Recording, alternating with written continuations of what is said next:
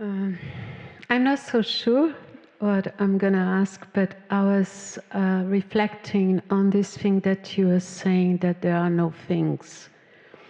And when you were talking to her, that there are no bones or, the paintings. So can I say there are no emotions?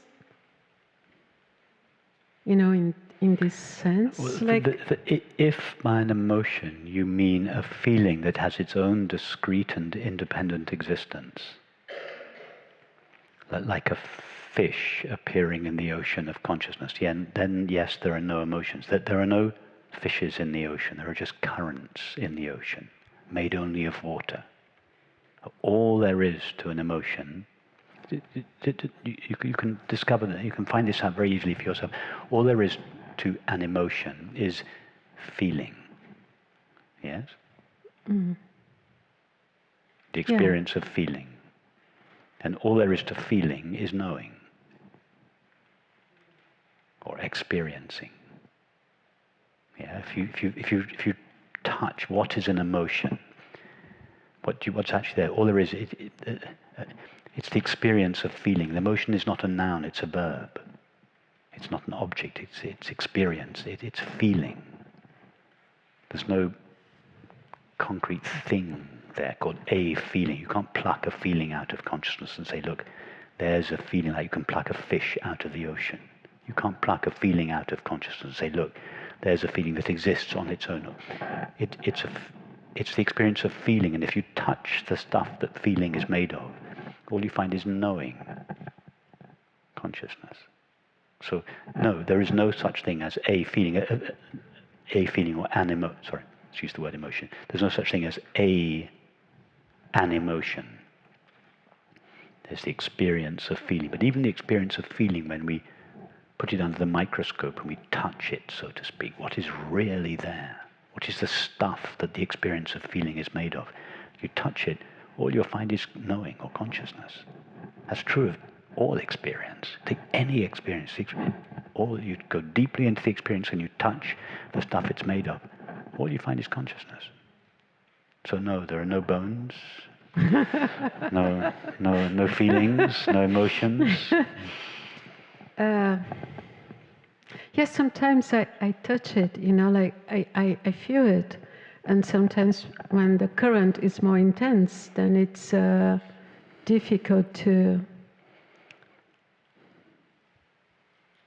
go there, like maybe because there is more identity. But take an intense emotion, terrific fear, or jealousy, anger. All there is to that emotion is feeling. It's not a fish in the ocean, it's a current in the ocean. If you touch the stuff the current is made of, it's just water. Take the example of your hand on the mic now. Normally we would conceptualize that. Oh, I feel it. I know. Yeah. Okay. I just felt it. I know it. Okay, that's good. Yes. I think with the mic, it's easier.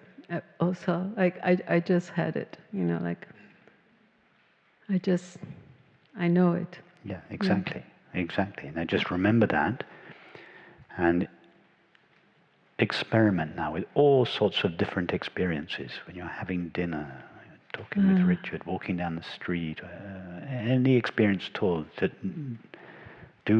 bring yourself to the same recognition.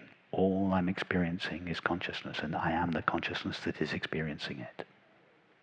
All that has ever been experienced is consciousness.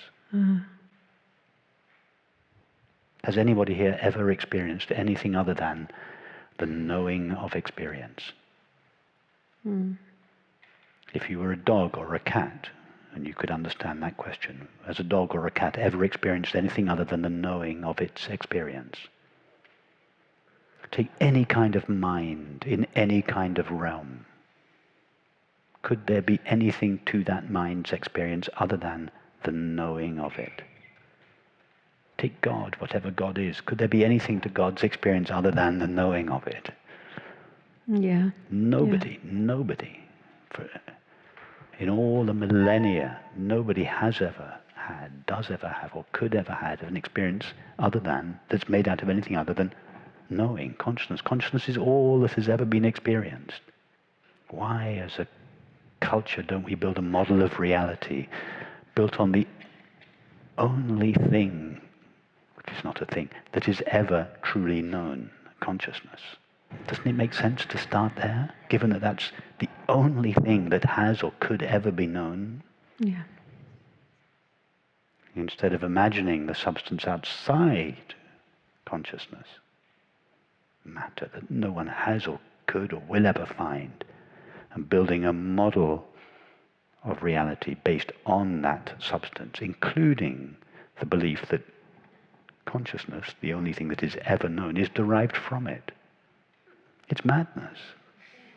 Look at the state the world is in today. Do you think it could be something to do with the fact that we've got our paradigm is the wrong way round, that we've misunderstood? Could there be a correlation? Look at the extent of the sorrow on the inside and the conflict on the outside.